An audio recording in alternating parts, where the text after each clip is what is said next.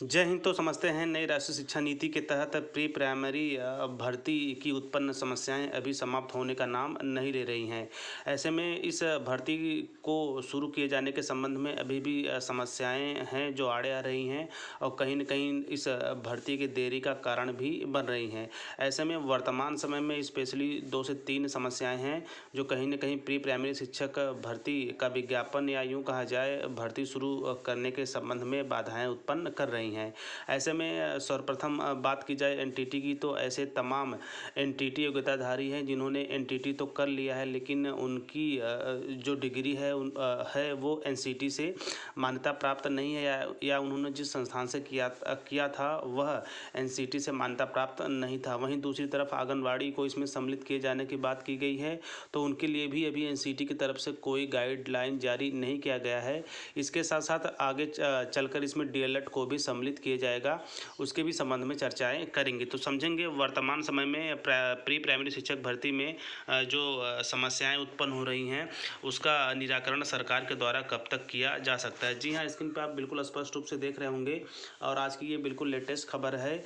N t भर्ती में शामिल नहीं होंगे आंगनबाड़ी वर्कर्स। ऐसे में इसकी बातों का विश्लेषण करेंगे और न्यूज़ को विस्तार से समझेंगे कि क्या क्या समस्याएं आ रही हैं।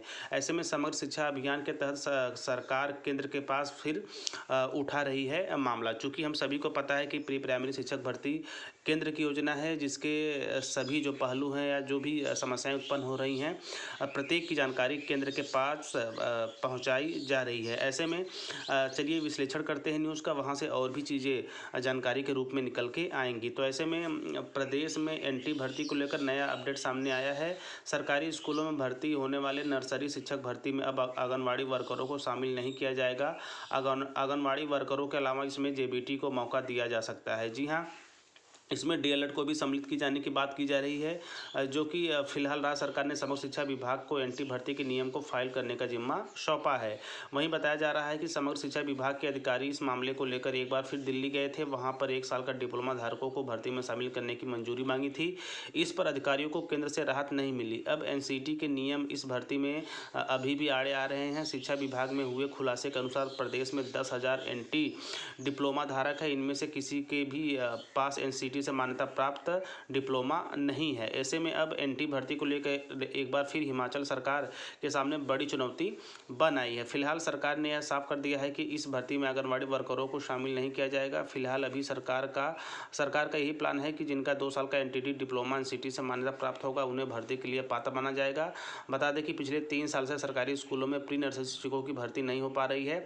भर्ती में जो रूल्स आड़े आ रहे हैं, वहीं बड़ी वजह है कि केंद्र सरकार के समक्ष इस मामले को बार बार उठाया जा रहा है। तो यहाँ पे चीज़ों को समझेंगे कि अभी तक जो भी एनटीटी या प्री प्राइमरी की भर्ती होगी तो उसमें एक बात क्लियर है कि उसमें जो 2 साल का डिप्लोमा होगा वो मान्य होगा।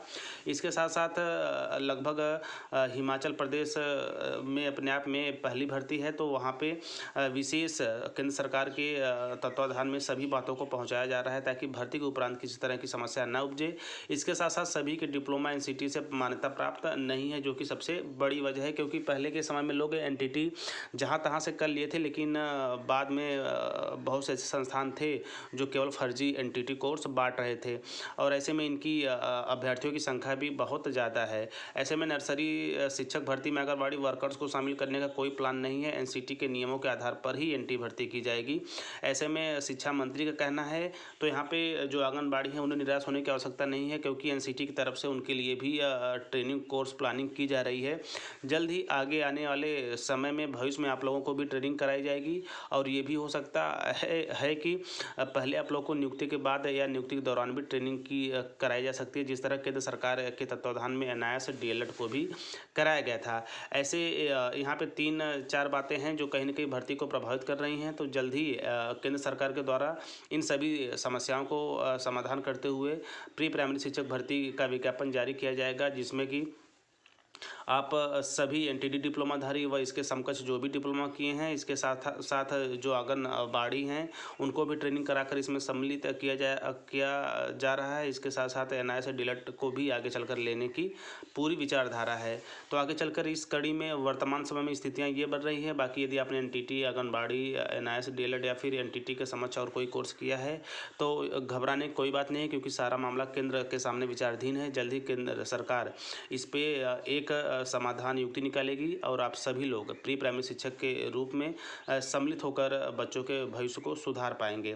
आगे चलकर प्री प्राइमरी शिक्षक भर्ती में जो भी जानकारी आएंगी, मैं लगातार टीचर प्लानिंग पॉइंट चैनल के माध्यम से आप लोगों के साथ जुड़ता रहूँगा, ताकि आपने भी इस तरह की कोई कोर्स किया हो तो आपसे भी इस तरह की कोई भी जानकारी मिस न हो, क्योंकि आगे आने वाला समय प्री प्राइमरी के रूप में आप लोगों के लिए सुनहरा अवसर लेके आने वाला है। तो आई थिंक ये छोटी सी अपडेट आपको अवश्य पसंद आई होगी। तो मिलते हैं नेक्स्ट वीडियो में नेक्स्ट इन्फॉर्मेशन के साथ। तब तक स्वस्थ, व्यस्त और मस्त रहिए। जय हिंद, वंदे मातरम।